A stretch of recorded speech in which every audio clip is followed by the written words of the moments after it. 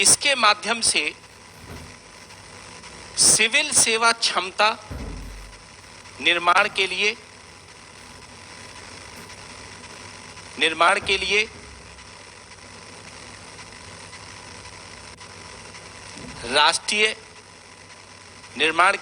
एक राष्ट्रीय कार्यक्रम के रूप में इसे प्रारंभ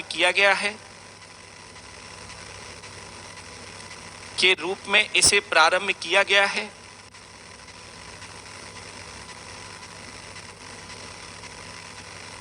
जिसका उद्देश्य के रूप में एक राष्ट्रीय कार्यक्रम के रूप में प्रारंभ किया गया है।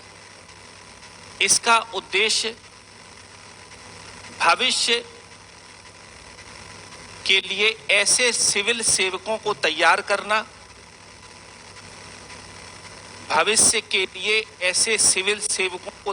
करना जिसमें सही दृष्टिकोण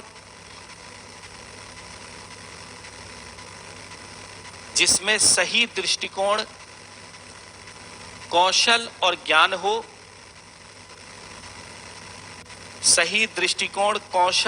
ज्ञान हो और जो नए भारत के दृष्टिकोण से जुड़ा हो।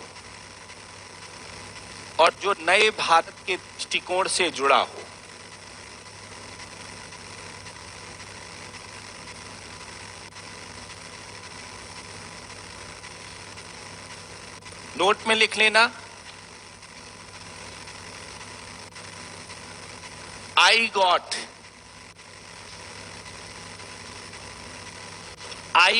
कर्मयोगी डिजिटल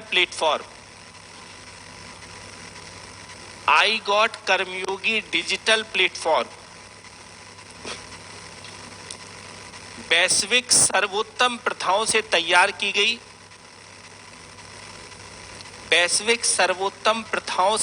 की गई सामग्री प्रदान करता है।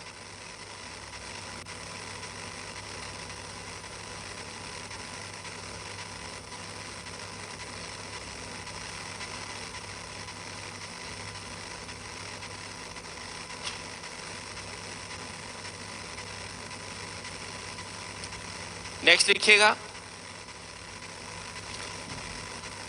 यह योजना, नेक्स्ट पॉइंट में ही लिखिएगा, मतलब नोट में ही, यह योजना सभी स्तरों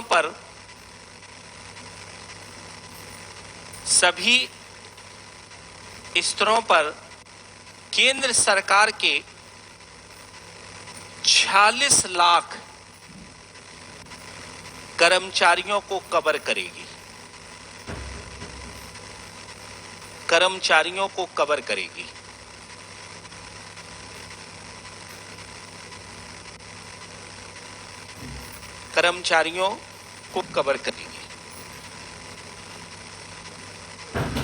नेक्स्ट हेडिंग डाल दीजिएगा, आत्मनिर्भर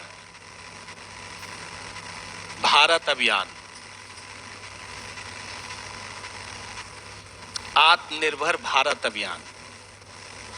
अरे नहीं, ये समझ लो आज 2 क्वेश्चन तैयार हो रहे हैं आपके,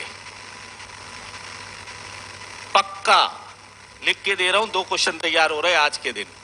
अगर ये प्लान जो लिखा रहा हूं अगर आप रट गए तो 2 क्वेश्चन आ जाएंगे। ये सारे करंट के हैं, पुराने वाले भूल जाओ, कोई दिक्कत नहीं, लेकिन ये करंट के प्लान है और बजट में चर्चा की गई है। हम दे देंगे, हमें कोई दिक्कत नहीं, लेकिन पढ़ोगे नहीं है?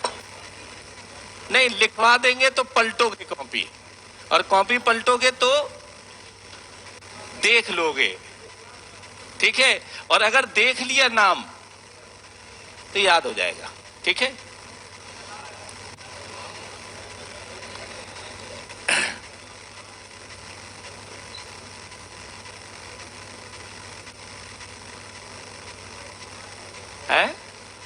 एक एक पॉइंट नहीं, वो जैसे आई गॉट है ना, तो आई गॉट प्लेटफॉर्म याद रखिएगा, बहुत चर्चा में है इस समय आई गॉट प्लेटफॉर्म। ठीक है, डिजिटल प्लेटफॉर्म है जिसमें प्रशिक्षण ले रहे हैं कौन? कर्मचारी। तो इसका मतलब सिविल सेवकों की भर्ती बंद करेंगे अब 100%, क्योंकि इन्हों को प्रमोट करके बैक सीट से एंट्री करा देंगे केंद्रीय सरकार के। ये बहुत चर्चा में है। ठीक है, इसलिए 2 क्वेश्चन ये समझ लो कि आपके बन रहे हैं अब जो चैप्टर है। ठीक है, देखो बैंकिंग सेक्टर से बहुत कम क्वेश्चन आने के चांसेस, आप ये मान लो कि किस्मत ही खराब होगी तो आ जाएंगे, नहीं तो नहीं आने हैं। ठीक है, इन्फ्लेशन आपके क्वेश्चन बनेगा योजना से, बना रहा है लगातार और करंट के बना रहा है, करंट अफेयर्स के बना रहा है क्वेश्चन, लगातार बना रहा है आरओ। तो आप क्वेश्चंस को एक तरह से क्या है, योजना पर ही टिक्का कर करिए। जैसे एग्रीकल्चर भी है, वहां की योजनाएं यहां लिखा रहे हैं, कुछ एग्रीकल्चर में लिखा देंगे, कुछ उद्योग की योजनाएं जो चल रही हैं, कुछ संरचना की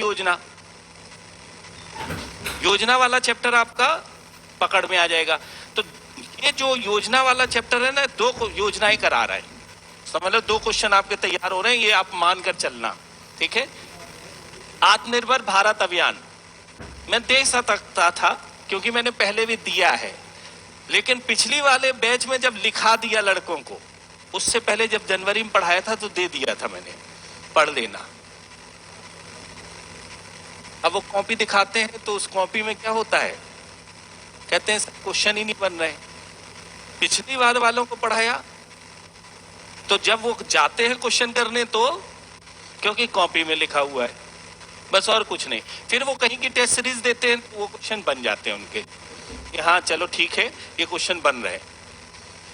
लिखिए आत्मनिर्भर भारत अभियान, बस थोड़ा रह गया, बस 10-15 मिनट, 10 मिनट और है। लिखिएगा इस मिशन के लक्ष्य को प्राप्त करने के लिए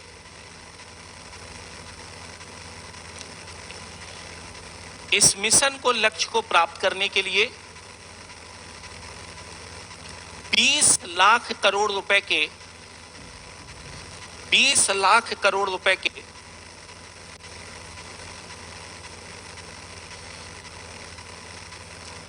आर्थिक प्रोत्साहन पैकेज के साथ मई 2020 में इसकी घोषणा की गई थी। मई 2020 में इसकी घोषणा की गई थी।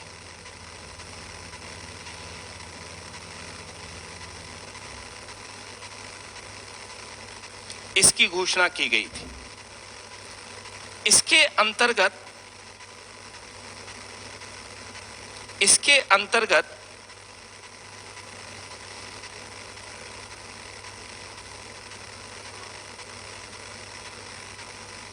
स्थानीय उत्पादों को बढ़ावा देने के लिए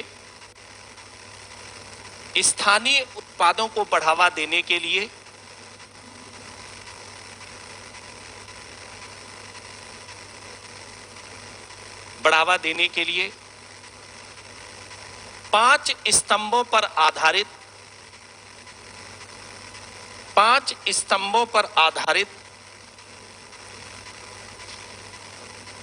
मिशन को प्रारंभ किया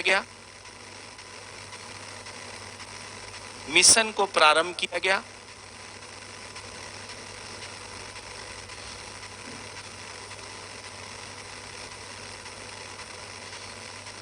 नंबर 1 अर्थव्यवस्था।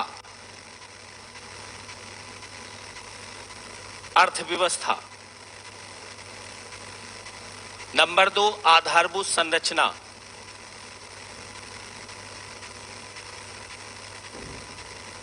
नंबर 3 प्रणाली।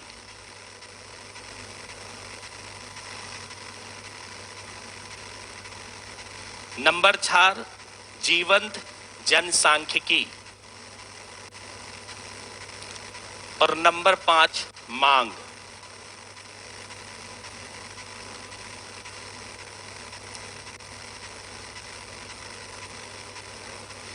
नोट में लिख लीजिएगा। इस मिशन से मेक इन इंडिया पहल के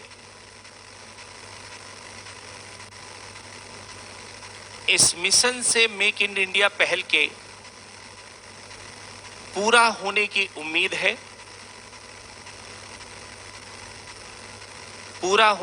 उम्मीद है, जिसका उद्देश्य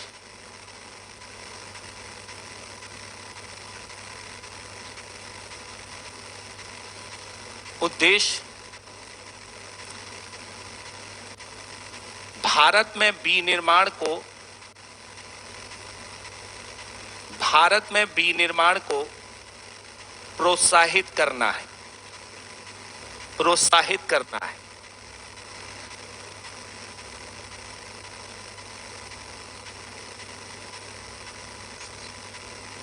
नई शिक्षा नीति 2020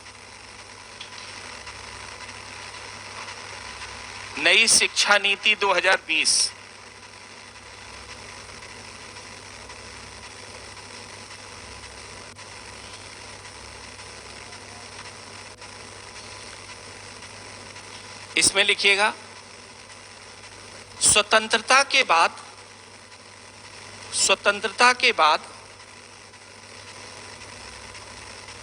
शिक्षा के क्षेत्र में यह तीसरा कोष्टक में लिखना 1968 और 86 यह तीसरा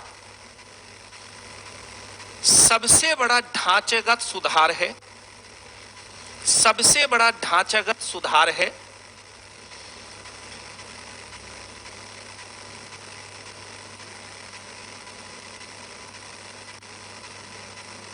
जिसका उद्देश्य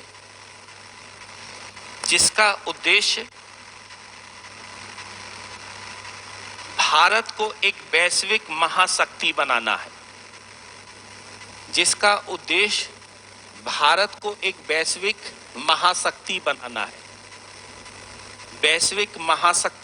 है।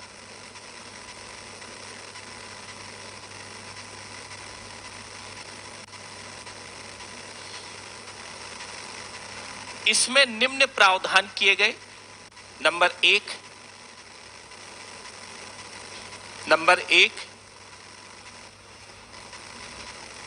मातृभाषा क्षेत्रीय भाषा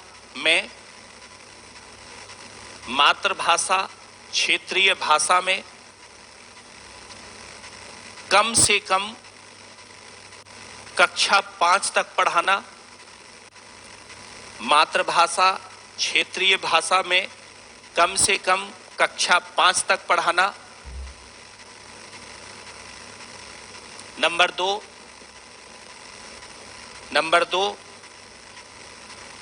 शिक्षा प्रणाली में 5-3-3-4 पाठ संरचना में परिवर्तित करना।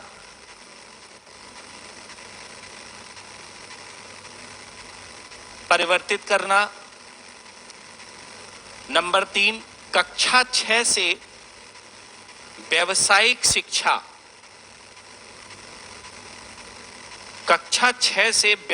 शिक्षा इंटर्नशिप के साथ प्रारंभ करना। कक्षा 6 से इंटर्नशिप के साथ प्रारंभ करना।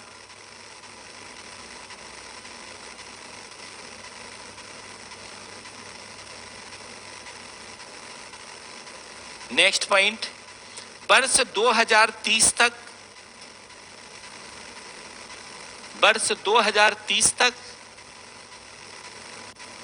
शिक्षण कार्य के लिए न्यूनतम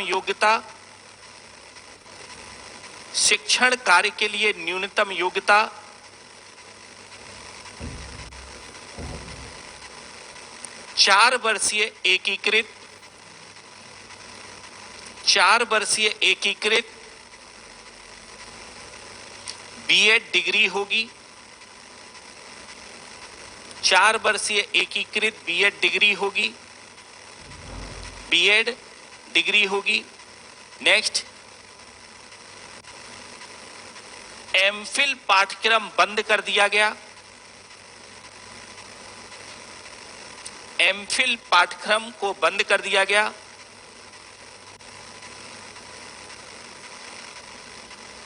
नेक्स्ट, वर्ष 2035 तक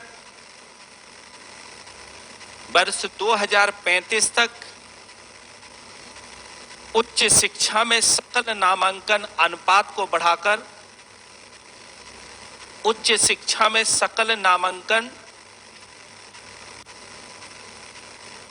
को बढ़ाकर 50% करना। 50% करना।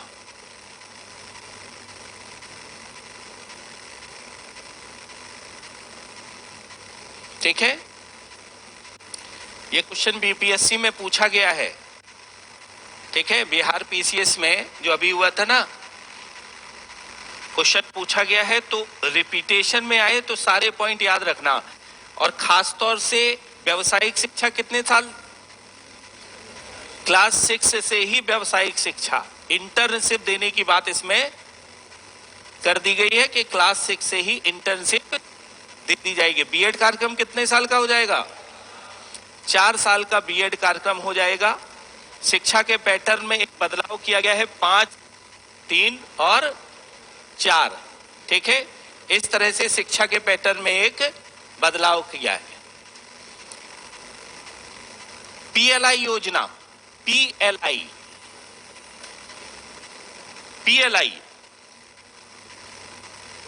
पीएलआई योजना, प्रोडक्शन लिंक्ड इंसेंटिव।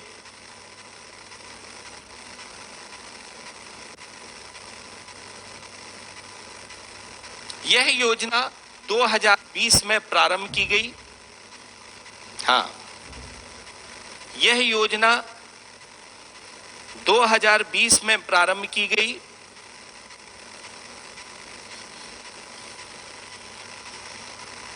जिसका उद्देश्य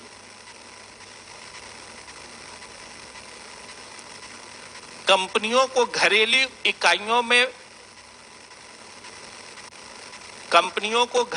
इकाइयों में निर्मित उत्पादों की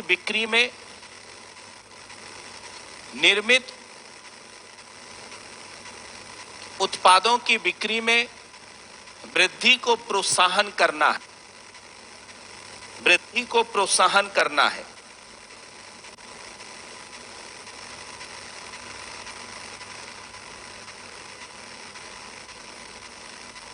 बस नेक्स्ट देखिएगा, पीएम गति शक्ति योजना। पीएम गति शक्ति योजना ये इंपॉर्टेंट कर लेना और बहुत अच्छी तरीके से। हाँ, पीएम गति शक्ति योजना इन्होंने कम से कम 10 बार बजट में इस बात को जिक्र किया है। इस बार पीएम गति शक्ति, पीएम गति शक्ति, पीएम गति शक्ति। ठीक है, इसलिए महत्वपूर्ण कर लेना। ये 15 अगस्त 2021 को प्रारंभ की गई। 15 अगस्त 2021 को प्रारंभ की गई।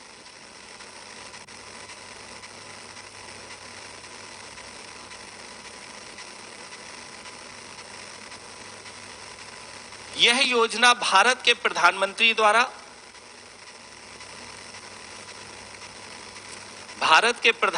द्वारा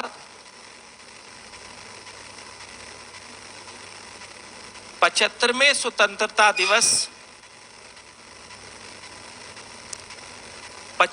स्वतंत्रता दिवस पर घोषित पहलों में से एक है।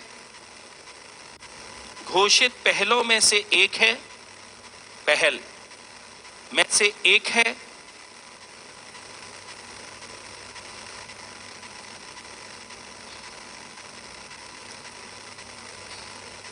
गति शक्ति समग्र बुनियादी ढांचे के विकास के लिए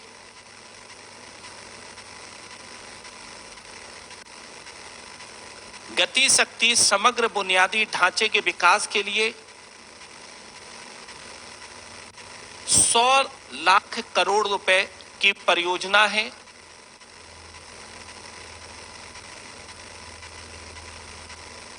$100 लाख करोड़ रुपए की परियोजना है।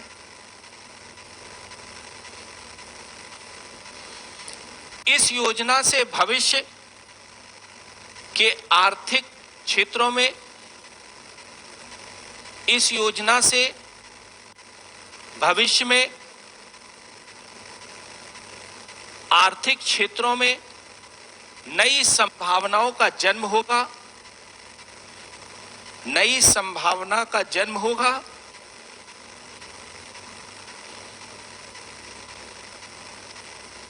और रोजगार के नए अवसर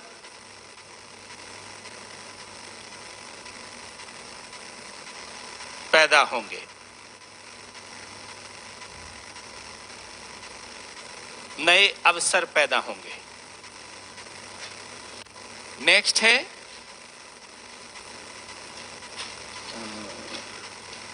उड़ान 4.1। उड़ान 4.1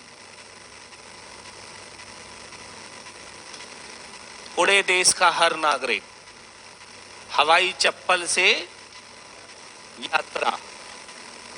ठीक है, उड़ान 4.1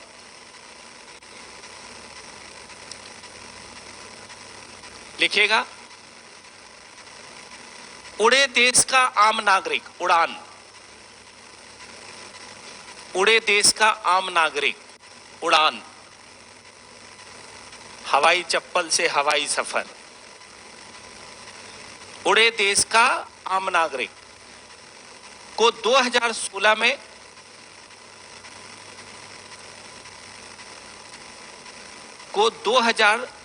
में एक क्षेत्रीय कनेक्टिविटी योजना के रूप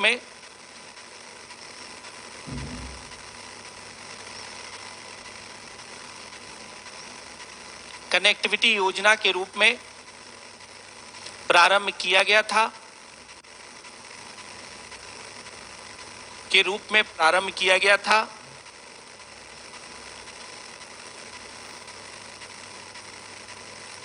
वर्तमान में उड़ान 4.1 के माध्यम से 4.1 के माध्यम से विशेष हेलीकॉप्टर और सी प्लेन मार्गों के साथ, विशेष हेलीकॉप्टर और सी प्लेन मार्गों के साथ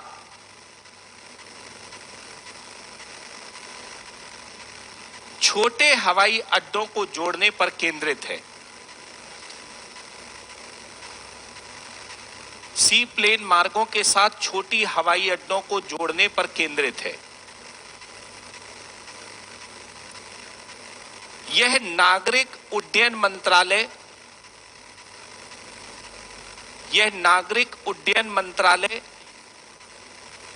की एक पहल है।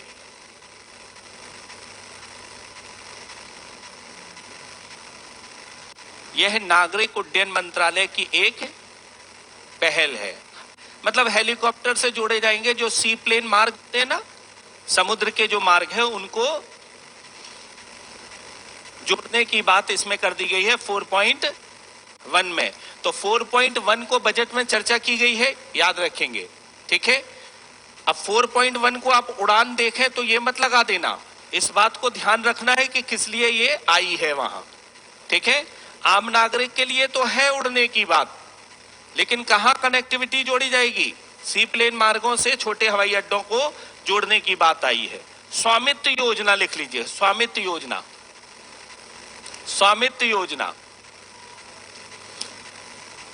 स्वामित्व योजना, ये तो आपके गांव में भी चल रही होगी। 24 अप्रैल 2020 को प्रारंभ की गई।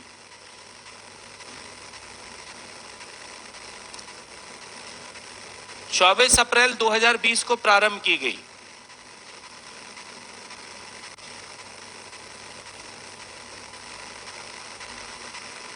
स्वामित्व का अर्थ गांवों के सर्वेक्षण और ग्रामीण क्षेत्रों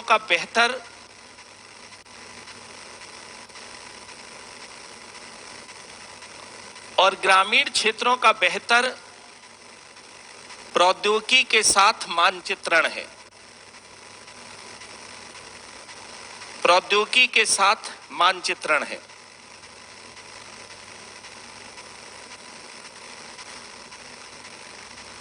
यह केंद्रीय क्षेत्र की योजना है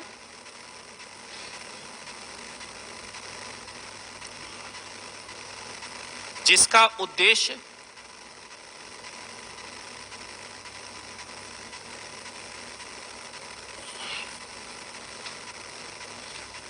ग्रामीण भारत के लिए एक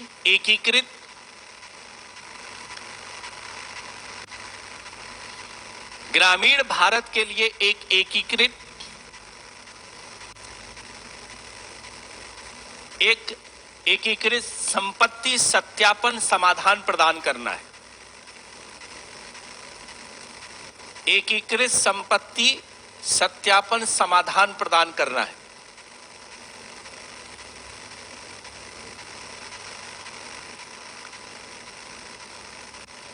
समाधान प्रदान करना है। यह ड्रोन तकनीकी और निरंतर संचालन संदर्भ स्टेशन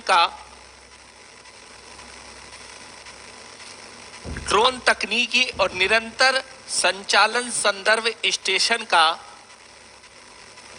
उपयोग करके ग्रामीण आबादी वाले क्षेत्रों में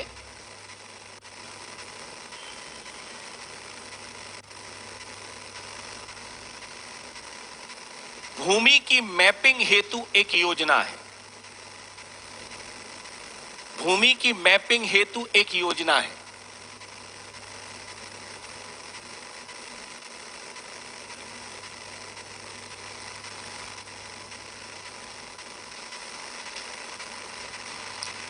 पंचायती राज मंत्रालय इसके लिए नोडल मंत्रालय है।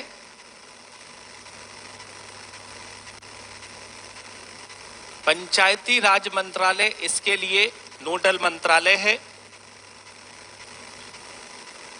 और भारतीय सर्वेक्षण विभाग इसका क्रियान्वयन करती है।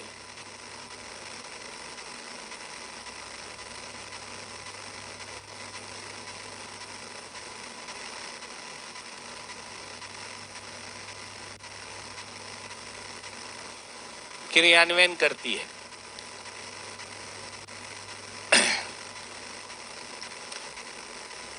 ये क्वेश्चन भी बीपीएससी में पूछा गया है और मैं उससे पहले ही सारी योजनाएं लिखा दिया था जो लोग देने गए थे।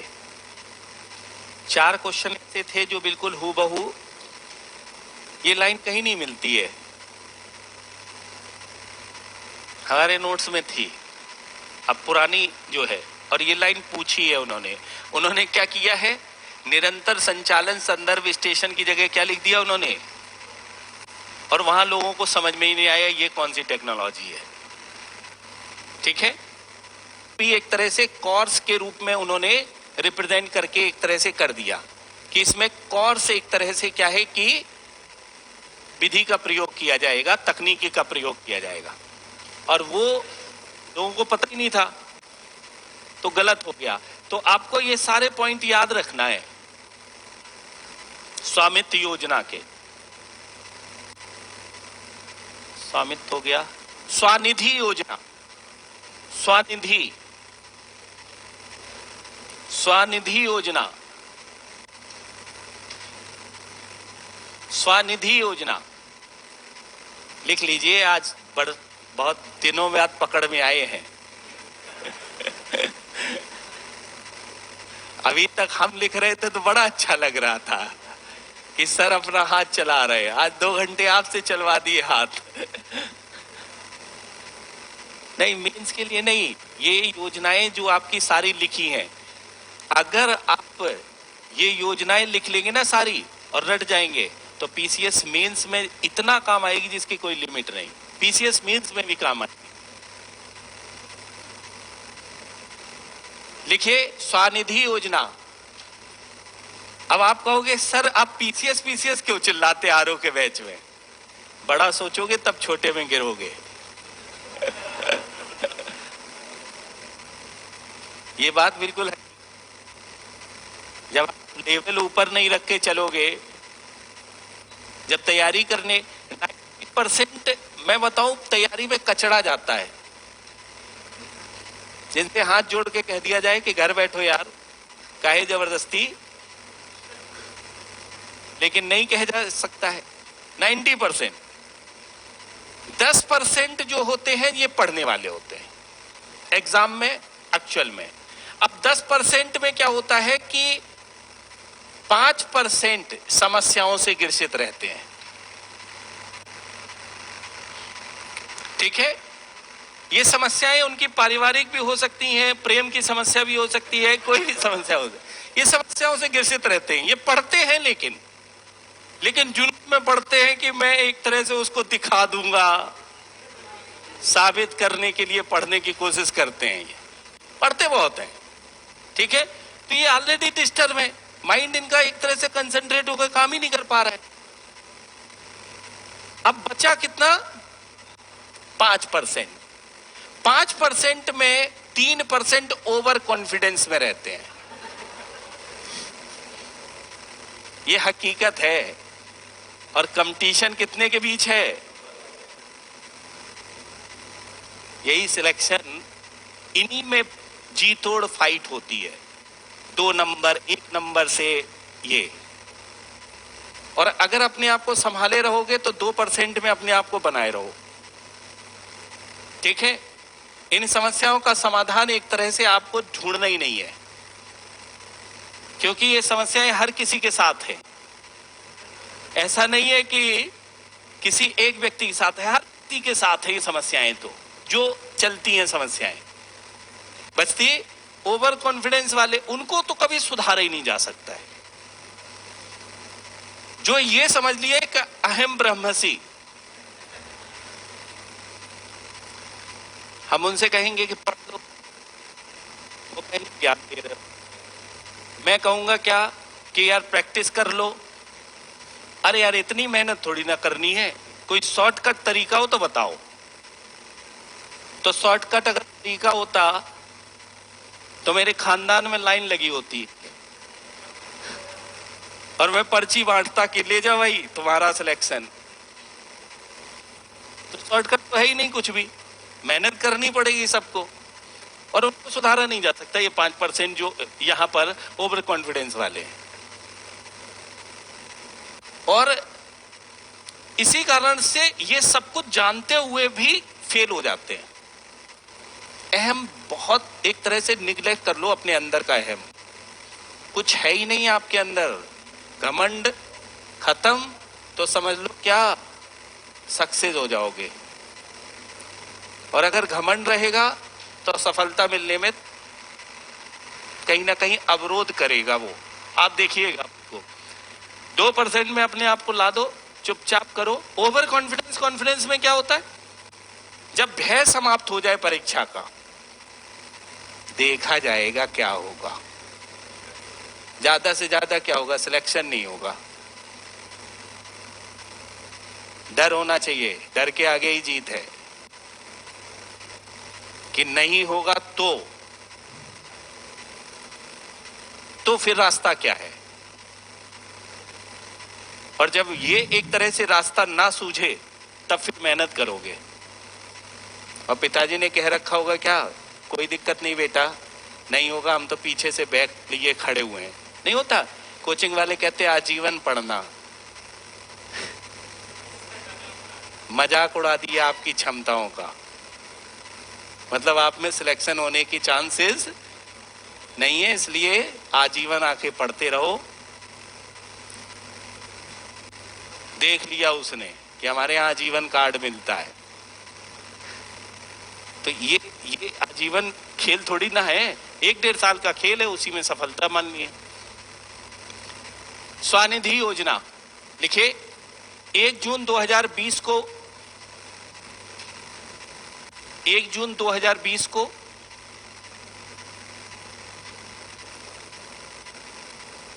एक जून 2020 को आवासन और शहरी कार्य मंत्रालय ने, कल इसका टेस्ट ले लूं बना के, ठीक है, 10 मिनट का टेस्ट होगा मान, ठीक है, 8-10 क्वेश्चन बना दूंगा योजना में से, तो एक बार रिवीजन भी हो जाएगा कि कहां से कैसे क्वेश्चन बन रहा है। आवासन और शहरी कार्य मंत्रालय ने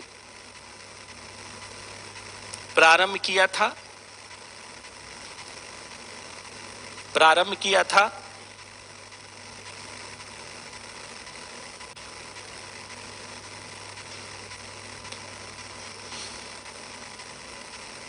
इस योजना के अंतर्गत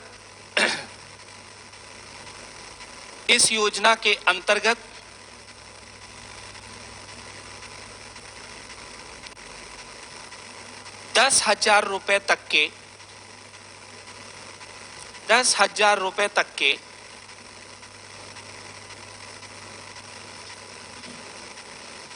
10,000 रुपए तक के संपार्श्विक मुक्त कार्यशील पूंजी ऋण, दोनों ही शब्द याद रखना, ठीक है, अर्थात गिरवी इसमें कुछ नहीं रखना है। संपार्श्विक का मतलब कोलेट्रल रेस, ठीक है, गिरवी इसमें किस लिए मिलेगा? घर के कामों के लिए नहीं मिल रहा है ये, ठीक है, कार्य करने के लिए दिया जा रहा है। का लाभ उठा सकते हैं जो 1 वर्ष के भीतर मासिक किस्तों में चुकाने योग्य हैं। मासिक किस्तों में चुकाने योग्य हैं।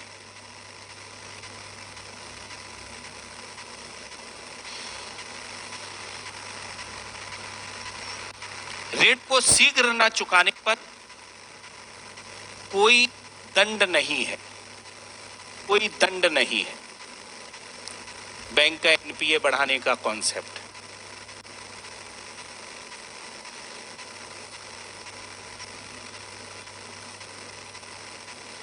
और अगर ऋण चुका देता है समय पे तो 50,000 मिल जाएगा फिर नेक्स्ट टाइम, ठीक है। इस योजना के तहत ऋण देने वाले संस्थान हैं इस योजना के तहत ऋण देने वाले संस्थान हैं माइक्रो फाइनेंस संस्था, गैर बैंकिंग वित्तीय कंपनी और स्वयं सहायता समूह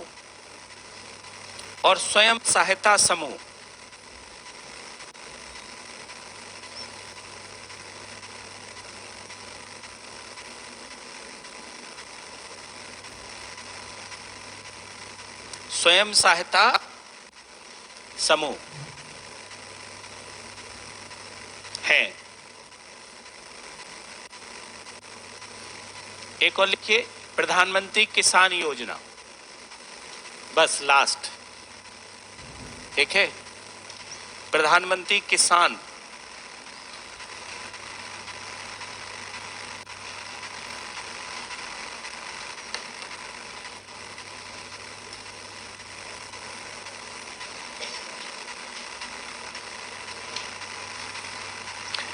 चौबीस फरवरी 2019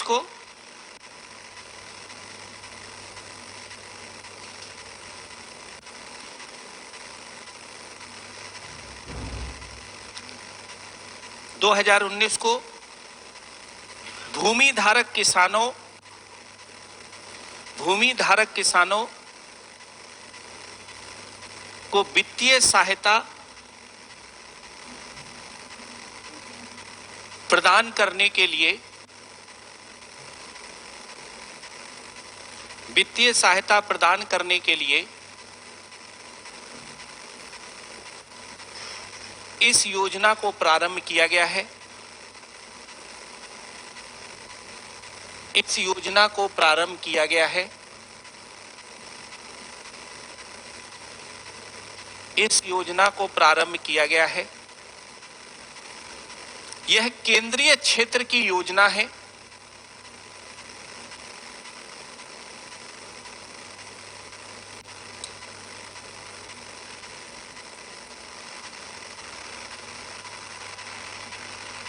केंद्रीय क्षेत्र की योजना है और इसे कृषि एवं किसान कल्याण मंत्रालय द्वारा कृषि एवं किसान कल्याण मंत्रालय द्वारा एवं किसान कल्याण मंत्रालय द्वारा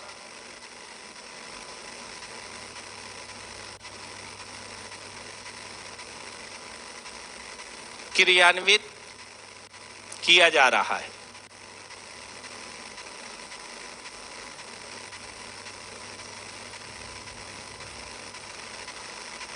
किया जाता है। पीएम किसान मोबाइल ऐप, पीएम किसान मोबाइल ऐप, पीएम किसान मोबाइल ऐप, इसे राष्ट्रीय सूचना विज्ञान केंद्र द्वारा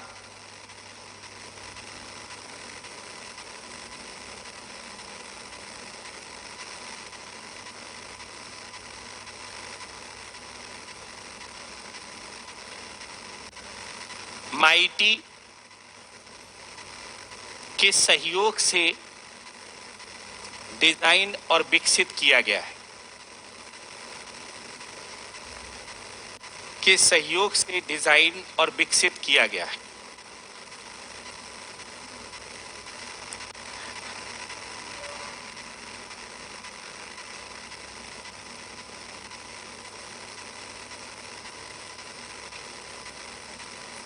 ठीक है, चलिए अब थक गए आप लोग, है ना।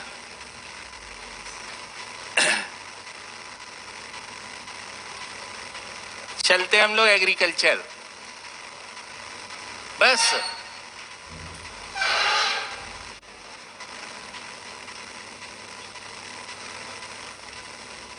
कृषि क्या कहें, क्या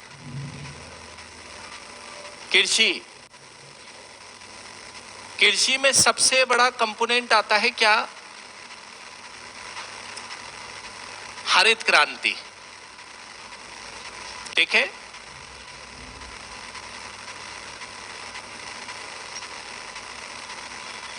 द्वितीय विश्व युद्ध के पश्चात, युद्ध के पश्चात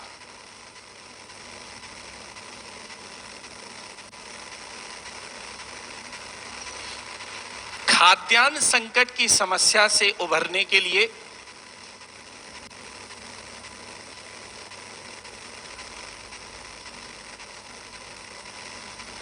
जापान में खाद्यान्न संकट की समस्या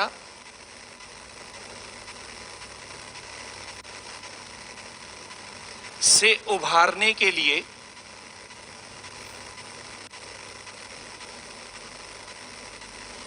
एक टीम अमेरिका से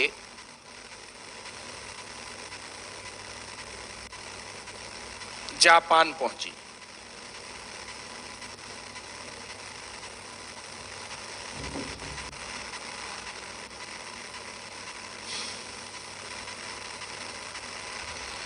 इस टीम ने जापान में नोरिन नामक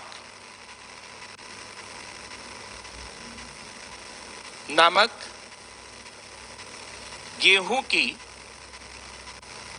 एक नई किस्म देखी,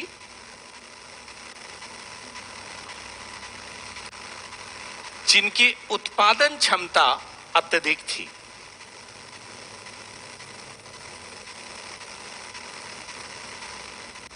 क्षमता अधिक थी।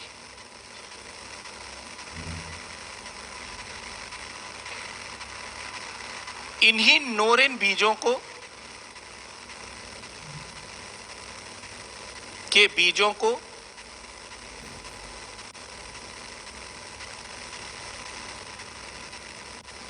इन्हीं नोरेन के बीजों को मैक्सिको की एक प्रयोगशाला में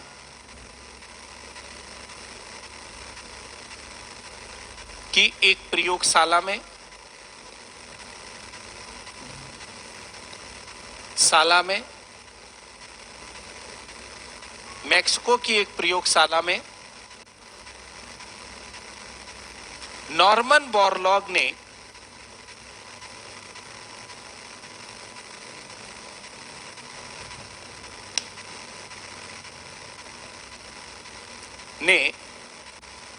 जब शोध एवं अनुसंधान किया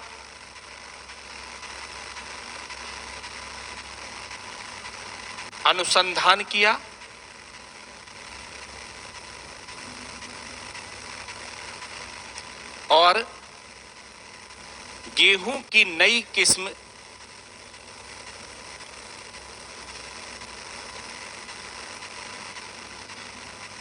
निकाली। 1965 में भारत में कृषि मंत्री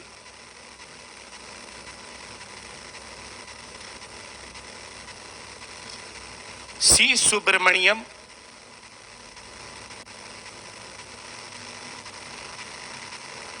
से इस बारे में चर्चा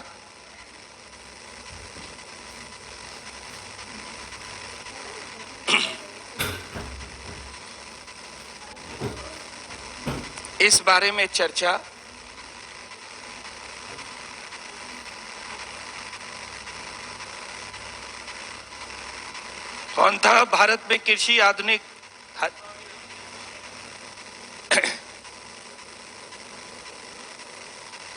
एम.एस. स्वामीनाथन ने की।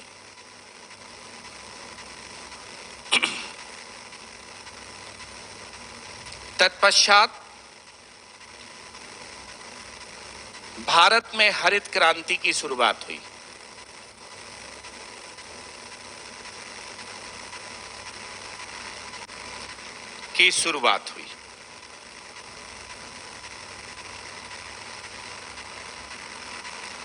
हरित क्रांति शब्द को विलियम गेंट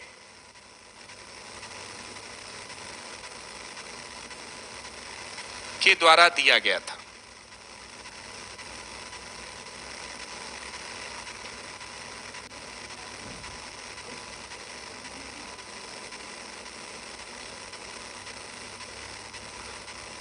तो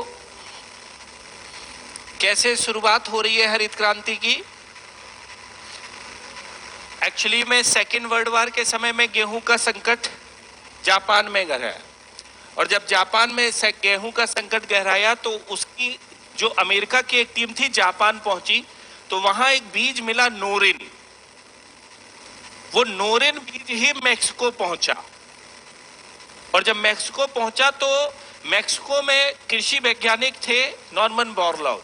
ये अपनी प्राइवेट प्रयोगशाला बनाए हुए थे, और नॉर्मन बोरलॉग ने ऐसे बीजों का प्रयोग जब अनुसंधान और शोध में किया तो इन्होंने जीन में परिवर्तन किया उन बीजों के। पहला जीन में परिवर्तन क्या था कि ये प्रयोगशाला में उत्पादन कर सकते थे। क्या कर सकते थे? उत्पादन कर सकते थे। ये इनकी सबसे बड़ी विशेषता थी।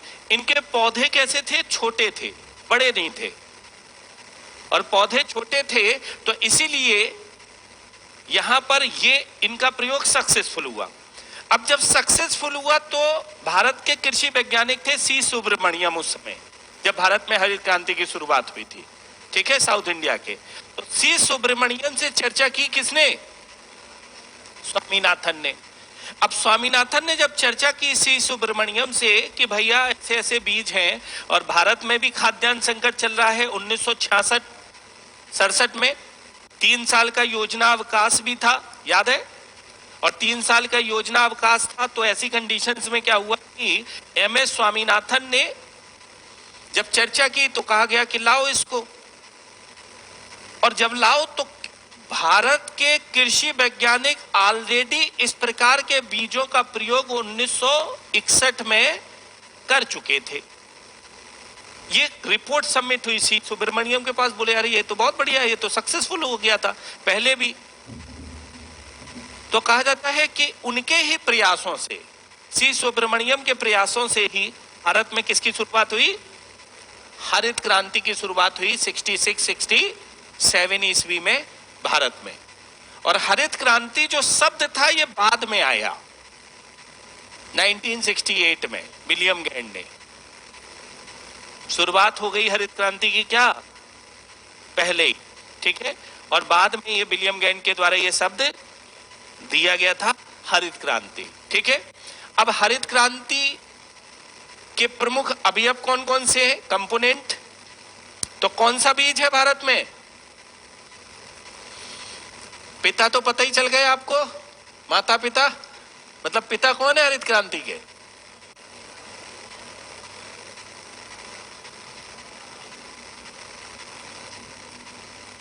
और भारत में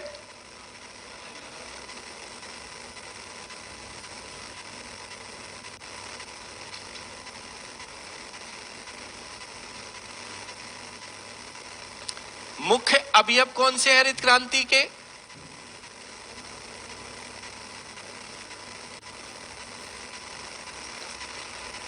एक क्वेश्चन पूछूं,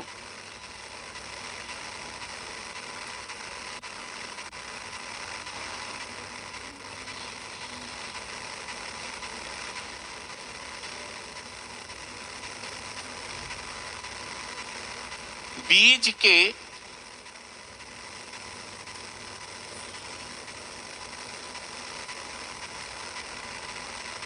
अंकुरण के लिए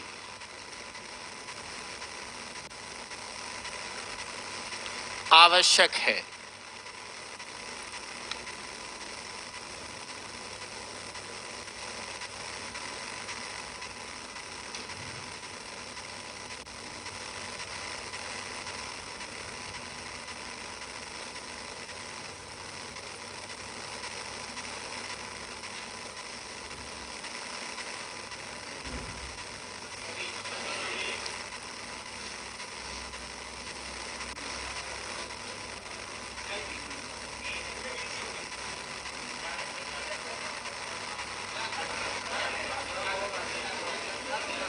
है?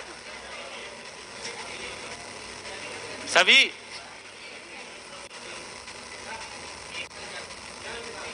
केवल आप रख दीजिए चना, अंकुरण की शर्त केवल और केवल, यही बात बताई किसने? नॉर्मन बोरलॉग ने। यही बात समझाई क्या? नॉर्मन बोरलॉग ने। उन्होंने कहा कि बीजों का अंकुरण आप जल से कर सकते हो, सूर्य की रोशनी की आवश्यकता नहीं। सूर्य की रोशनी की तो बाद में आवश्यकता होती है, ठीक है। अब दूसरा क्वेश्चन पूछूं, दूसरी बात ये समझा रहे हैं, देखो, ठीक है।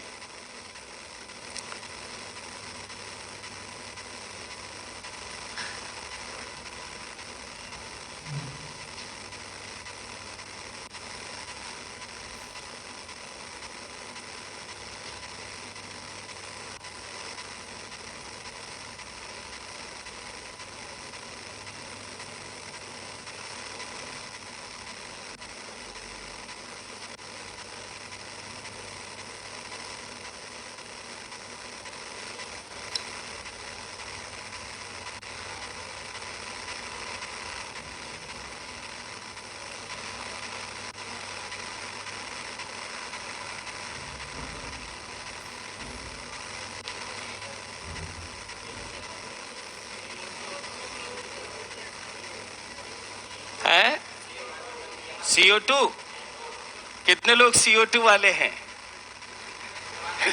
हमारे हंसने पे मत जाओ, ये नॉर्मन बोरलॉग समझा रहे हैं।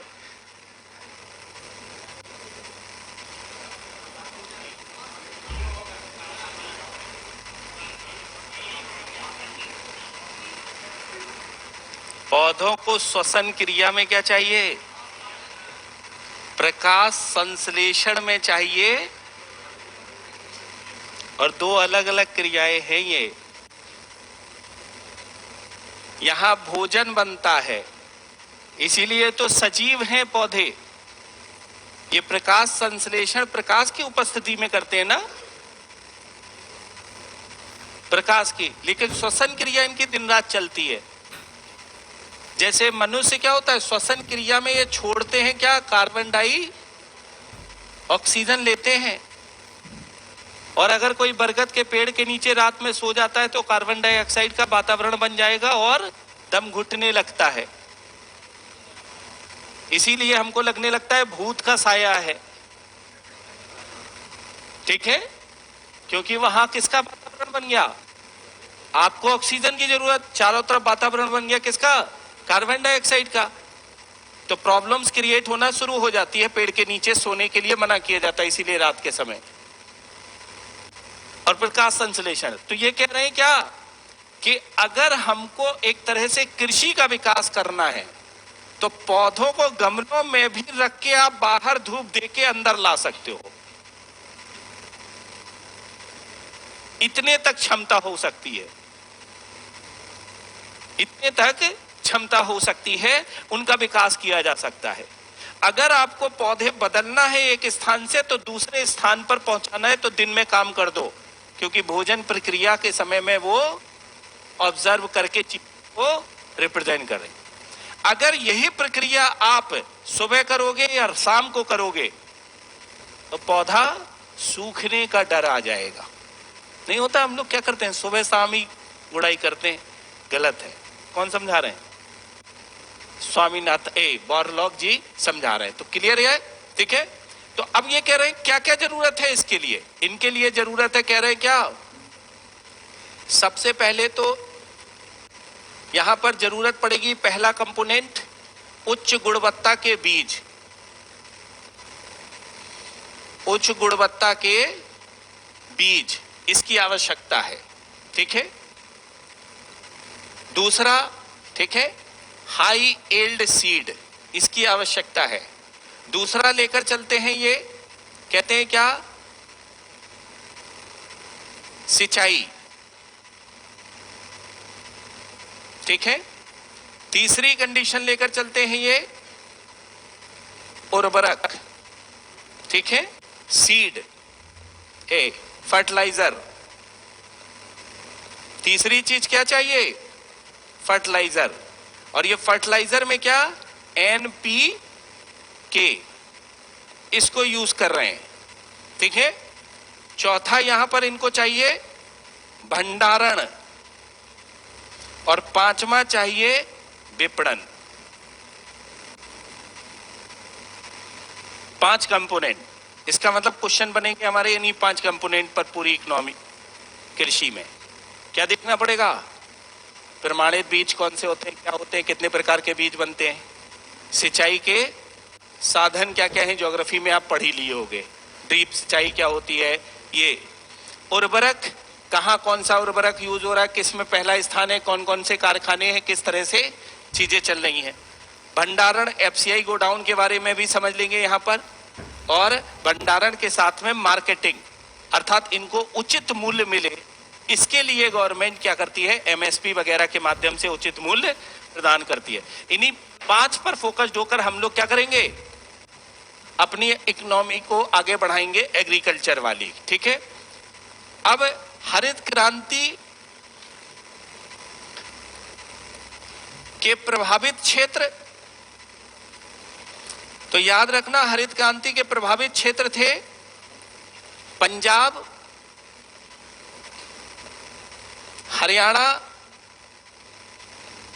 पश्चिमी उत्तर प्रदेश,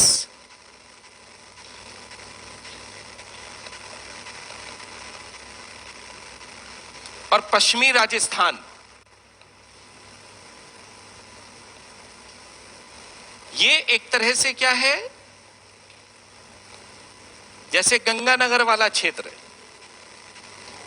क्योंकि गंगा नहर बनी थी, यहां पानी की जरूरत थी सिंचाई की, ये क्षेत्र सबसे ज्यादा प्रभावित थे, अधिक उत्पादन करते हैं ये।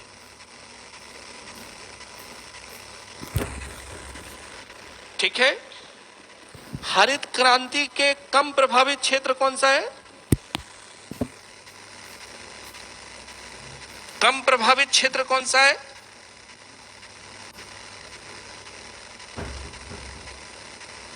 एक तो आपको याद रखना नॉर्थ ईस्ट क्षेत्र, ठीक है, नॉर्थ ईस्ट क्षेत्र, उत्तर पूर्वी क्षेत्र, क्योंकि झूम खेती होती है या स्थानांतरण खेती होती है, ठीक है, झूम झूम कर खेती की जाती है, मतलब घूम घूम कर, एक स्थान पर टिक के नहीं। नॉर्थ ईस्ट में और दक्षिण भारत के राज्यों में, दक्षिण भारत के राज्यों में याद रहेगा इसका प्रभाव कम पड़ा था। सबसे ज्यादा प्रभावित फसलें कौन सी है?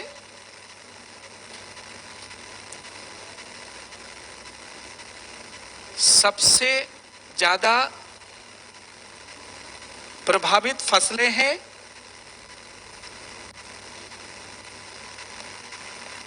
ठीक है, तो याद रहेगा क्या, सबसे ज्यादा प्रभावित फसलें गेहूं पर और फिर चावल पर, ठीक है।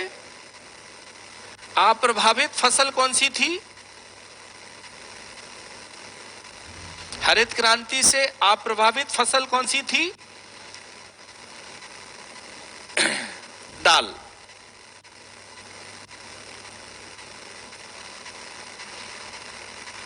ठीक है।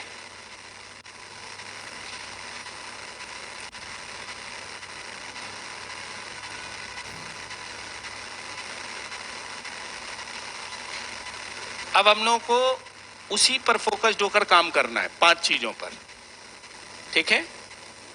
जो 5 चीजें हैं उनके बारे में अगर हम पूरा जान लेंगे तो फिर हमारी सारी चीजें कवर हो जाएंगी। कौन सा ऑर्गेनाइजेशन है, क्या काम कर रहा है, किस तरह से काम कर रहा है, तो हमारी सारी चीजें कवर हो जाएंगी, ठीक है। कौन सा यूरिया हम ज्यादा यूज कर रहे हैं, किस प्रकार का यूरिया यूज हो रहा है, तो वो कल करेंगे अब, ठीक है। ज्यादा हो गया अब आप लोगों का आज।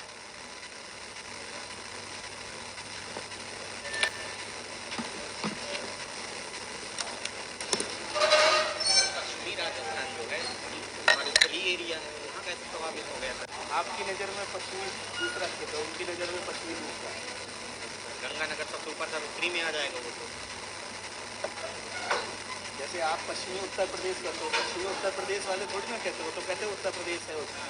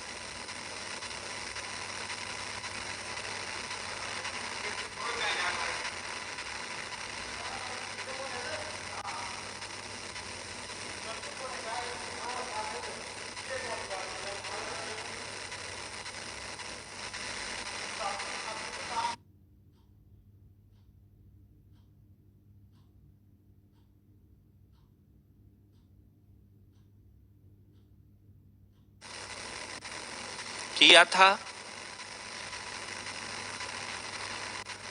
इसके माध्यम से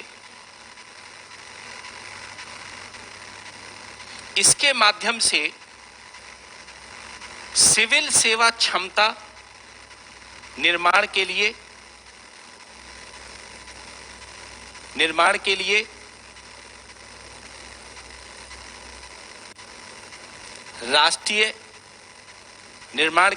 एक राष्ट्रीय कार्यक्रम के रूप में इसे प्रारंभ किया गया है।